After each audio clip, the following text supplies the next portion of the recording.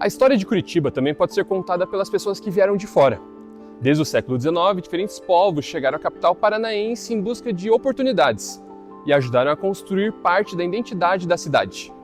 Os primeiros grupos de imigrantes começaram a chegar ao Paraná ainda no início do século XIX. Entre eles estavam os alemães, que se estabeleceram na região a partir de 1833. Algumas décadas depois, poloneses e italianos também passaram a ocupar diferentes áreas da capital e de seus arredores. Já no início do século XX, sírios e libaneses encontraram em Curitiba espaços para desenvolver atividades comerciais e construir uma nova vida. Vindos de diferentes partes do mundo, esses grupos trouxeram costumes, tradições e formas de trabalho que contribuíram para o desenvolvimento da cidade.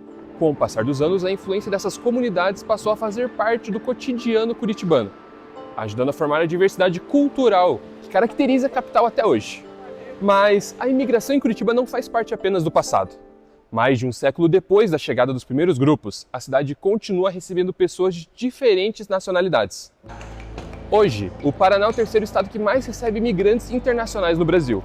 Entre 2010 e 2025, mais de 211 mil imigrantes e refugiados internacionais escolheram o estado como destino.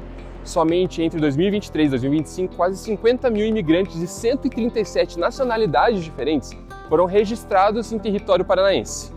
Os números mostram que a imigração internacional tem ganhado cada vez mais força no estado.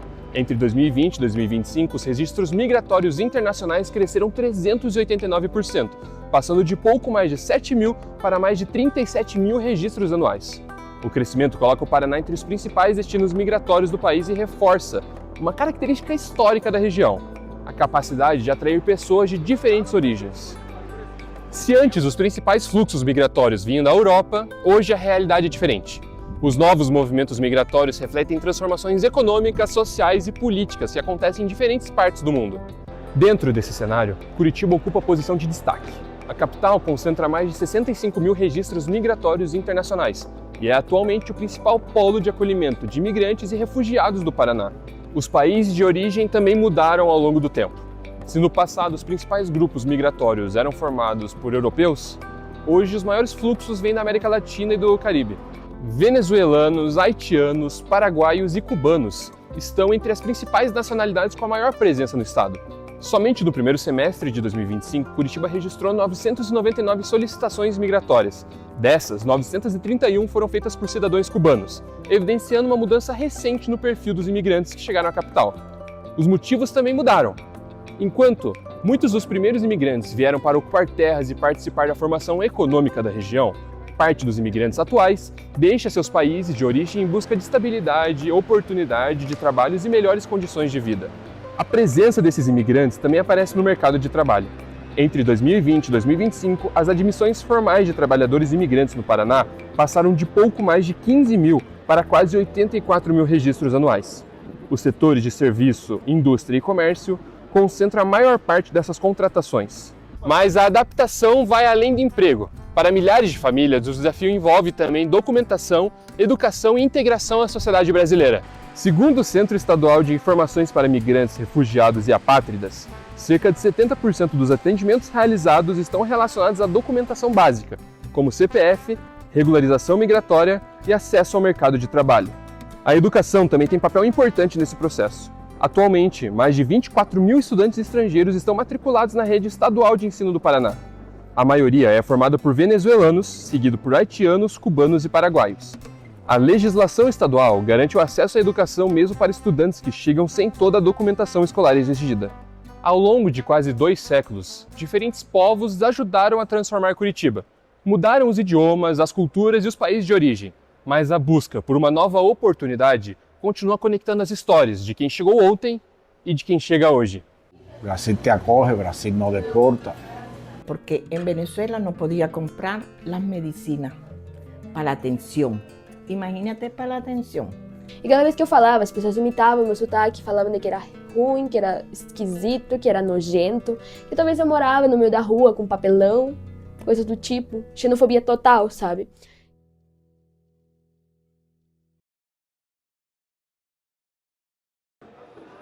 Rua Saldanha Marinho, a poucos passos da imponente Catedral de Nossa Senhora da Luz dos Pinhais, o Marco Zero de Curitiba. Ali, nós encontramos o Armazém Califórnia. Pode parecer um simples restaurante, mas para quem conhece os 60 anos de história, esse lugar representa muita coisa na capital. Não só para quem se delicia com as esfirras, quibes e tabules, mas também para quem prepara esses pratos. En Cuba trabajé desde los 19 años en un mercado. Ahí fui jefe de almacén, de depósito, como se le llama aquí. Y después fui administrador, se llama en Cuba, que es como aquí gerente. Fui gerente como 12 años. Y ya después hice mi propio negocio, emprendimiento. Y estuve como 5 años trabajando por mi cuenta.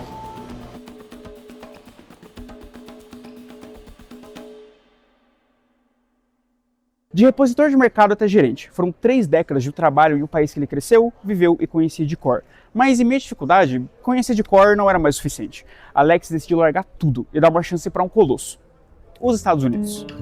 O Brasil era seu primeiro destino quando você pensou em sair de Cuba? O Brasil foi a primeira opção? No, siempre pensé mucho en los Estados Unidos, pero bueno, se me hizo más fácil Brasil. E qual foi o motivo de você não ir para os Estados Unidos? Porque ya en Estados Unidos el presidente actual fechó la frontera, entonces no dejan entrar, ¿entendió? No como Brasil te acoge, Brasil no deporta. De Havana, Alex embarcou para Guiana, nosso vizinho de língua inglesa que a maioria dos brasileiros mal sabe que existe. De lá, um ônibus, ele cruzou a fronteira. Quase um dia de estrada depois, ele pisou em Boa Vista, capital da Roraima. Faltava só o voo final. Destino, Curitiba. Yo procuré mucho por internet y vi que había mucho trabajo. Eso es fundamental, llegar y poder trabajar, para poder mantenerse económicamente. Hay otros estados que escuché que era más difícil el trabajo. Por eso decidí por Curitiba. Por quanto tempo mais ou menos você procurou emprego? Você chegou a... Me costó trabajo al principio. Tuve 32 días sin trabajar. E como foi o processo de você encontrar aqui o seu... Por aquí, por un grupo de WhatsApp, encontré este trabajo. Ya escribí y me dieron cita para entrevista, vine y ya me aceptaron. Es complicado por la lengua, por el idioma, pero bueno, el trabajo en sí lo aprendí bastante rápido y ya, la lengua es la que más es una barrera, ¿vale? Vamos a decir, no es fácil para comunicarse. O processo para o imigrante conseguir emprego no Brasil é extenso, dependendo da regularização da documentação de imigração e validação do CPF. Um caminho que ao todo pode levar mais de 90 dias. Por conta disso, quase 68% não estão inseridos no mercado de trabalho formal. E mesmo após a regularização, mais de 80% dos imigrantes acabam trabalhando em áreas diferentes da sua formação original. A saída encontrada por muitos é a rede que eles mesmos constroem. Grupos, contatos, indicações passadas de imigrante para imigrante. Foi exatamente assim que o Alex conseguiu o emprego que ele tem hoje. Todas essas pessoas. Ese grupo de WhatsApp, porque en un anuncio de Facebook encontré un anuncio de empleo y le escribí y casualmente era cubano el que me contestó y entonces me faló del trabajo, era lunch, era después de sitio cercado, muy lunch, pero me faló, me dijo, mira, yo tengo hay un grupo de WhatsApp de restaurantes, de cocina, que te lo puedo pasar para vos para que procures ahí. Y ahí ya me uní al grupo de WhatsApp y como a los 2 días conseguí este empleo. A ver, cuando yo llegué donde yo moré al principio, experto de mí no encontré cubanos. Fui un día a un mercado y encontré unos venezolanos. Me ayudaron mucho en las explicaciones de la documentación. Tenía una amiga mía que moraba en San José de Ospinay y me explicó mucho el sistema de transporte, el cartón de transporte. Todo eso es un poco complicado para nosotros, en nuestro país no es así. Y entonces ahí más o menos ya fui aprendiendo, saqué mi cartón de transporte y esas cosas. Pero sí, siempre cuando encuentras personas que hablan español, te es más fácil, la ayuda. Y siempre nos ayudamos. Enquanto alguns trabalham de maneira informal, há aqueles que conseguem sua autonomia. Yo dije, sí me voy. Vea, yo trabajo la cerámica, vendía en la avenida de la carretera, el artesanal.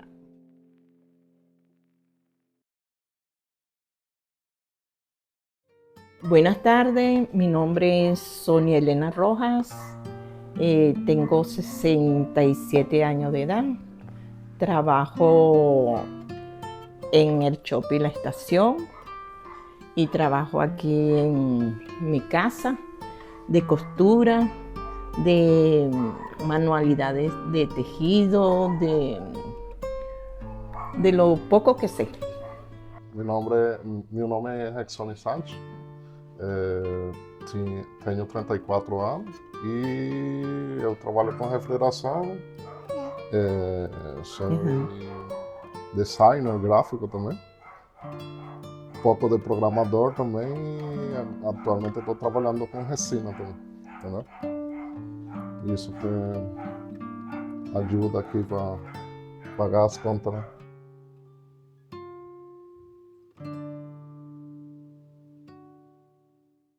Seis anos.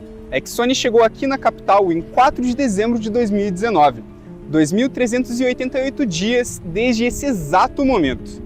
No início de sua estada, conseguiu um emprego em uma empresa de refrigeração, onde graças ao seu chefe, que sabia falar espanhol, pôde colocar em prática o que hoje é o serviço principal de sua própria fonte de renda.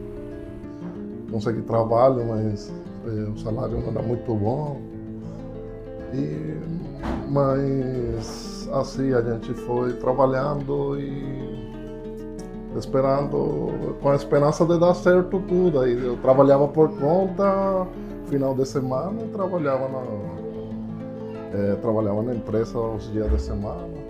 A gente, até que peguei uma oportunidade boa, né? Peguei um salário bom e comecei a fazer dinheiro, um dinheirinho, as ferramentas, comprei um monte de ferramentas para trabalhar por conta, porque minha ideia sempre foi trabalhar por conta. Inclusive a gente agora dá emprego para mais que todo venezuelano e cubano que não tem oportunidade, assim, não tem documentos, essas coisas, a gente, quando precisa de ajuda, a gente pega um cubano, um venezuelano que está precisando aí, paga uma diária e isso, né? Então... Entretanto, um homem não vive apenas de trabalho. É preciso algo que lhe sustente e dê forças. Algo que só quem sente saudade consegue compreender a falta que faz. Um abraço, um beijo, um ombro e até um laço. Algo que o ser humano não consegue viver sem. Algo que a humanidade escolheu denominar de família. Foram cerca de 1.400 dias e mais de 7.000 quilômetros que separaram uma mãe e um filho. Exone, em um de seus retornos à Venezuela, estava decidido. Precisava trazer Sônia para o Brasil. Ela, que testemunhava a triste situação de seu próprio país, entendeu e partiu junto com seu filho para as terras brasileiras. Yo dije, sí me voy. ¿Verdad? ¿Por qué? Porque en Venezuela no podía comprar las medicinas para la atención. Imagínate para la atención. Entonces tenía otros gastos en casa, de mi filia y esto. Yo trabajo la cerámica, vendía en la avenida de la carretera, el artesanal. Y yo dije, no se podía. Estaba un día puro sentada ahí a ver si pasaba alguien a comprarme algo. Y nada, 2 días, llegaba 3 días. La desesperación entra y ¿cómo hace uno? Quero ouvir um pouco de como é o dia a dia dos dois aqui. El día mío es muy chévere, muy, ¿cómo te digo? Muy Não, tranquilo. óptimo, muy tranquilo. Me levanto, Ótimo. comienzo a hacer mis oficios en casa y esto, me voy para el gimnasio, la danza. Después que yo vengo de allá, bueno, me encuentro unas amigas y me convidan, vamos a tomar café, vamos a tomar café. Vengo llegando aquí de 10 a 11 de la mañana. Entonces, hago mis quehaceres, me pongo a la costura, en la tarde me pongo a tejer. Si me llaman una amiga, me voy con ella a caminar, a comer un bolo, a comer lo que ellas me convidan, porque así conozco yo los platos de aquí, ¿verdad? Y bien, te digo, son unos platos riquísimos. A senhora sente muita falta da Venezuela, da família? Sí, con la familia sí me hace falta. Desde que murió, falleció mi mamá, mi papá y eso, entonces yo digo, se perdió mucho. Entonces empezamos los hermanos, que cada quien se quedaba en su casa, se iban a celebrar ellos, no era la misma unión pues. Y digo yo, no. Que acho que era minha avó e meu avô que juntavam o pessoal. Aí quando eles faleceram, já o pessoal já ficou cada um ficou com sua vida. Não tem muita coisa. Mesmo que temos comunicação, mas a gente não dá essa prioridade de se juntar, né? Sí. Si tuviera mi mamá viva, sí es verdad que yo no estuviera por aquí. Estuviera allá con ella. Pero bueno, ¿cómo se hace? Eles começaram a rir do meu sotaque por ser peruana. E cada vez que eu falava, as pessoas imitavam o meu sotaque, falavam que era ruim, que era esquisito, que era nojento. Inclusive, várias vezes sofrimos assim pouco de bullying, coisas assim, inclusive no trabalho, né? Não se acostuma, de verdade.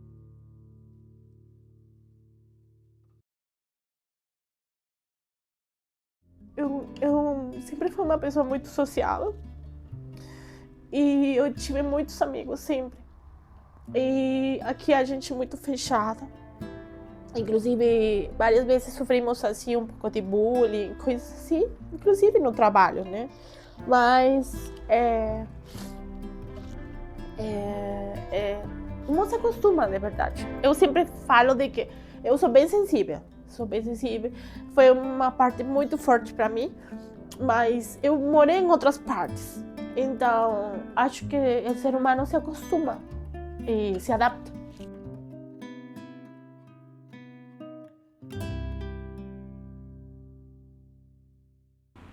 Essa é Carla Lisete Fajardo Soto, jornalista formada e profissional experiente no setor bancário e de relações públicas em Lima, sua cidade natal. Ela viu sua vida mudar drasticamente após a pandemia. O estresse agudo que chegou a afetar sua audição e a crescente insegurança no Peru a trouxeram para o Brasil em busca de um recomeço ao lado do irmão e da filha, Rafaela. Mas o que deveria ser um porto seguro revelou novos desafios: o preconceito velado e a dificuldade de validação de sua história e competência em solo brasileiro. Para muitos que acabam de chegar, a comunicação é a primeira das variadas barreiras sociais que esse conflito entre culturas ocasiona. É difícil entender isso, pois, para uma cidade que não mede esforços para evidenciar suas raízes europeias, a mesma ainda possui um terrível preconceito com nossos vizinhos latino-americanos. Se para os adultos o preconceito se manifesta no mercado de trabalho, para as crianças ele invade um ambiente que deveria ser de aprendizado e integração. Carla viu sua filha, Rafaela, ser colocada em uma posição de responsabilidade que não lhe cabia, servindo de ponte para outros imigrantes, enquanto era alvo de negligência por parte de quem deveria protegê-la. Um conflito que explodiu quando a dedicação da menina foi confundida com intromissão. O que acontece é que a Rafaela é uma menina que sempre tenta de liderar as coisas, né?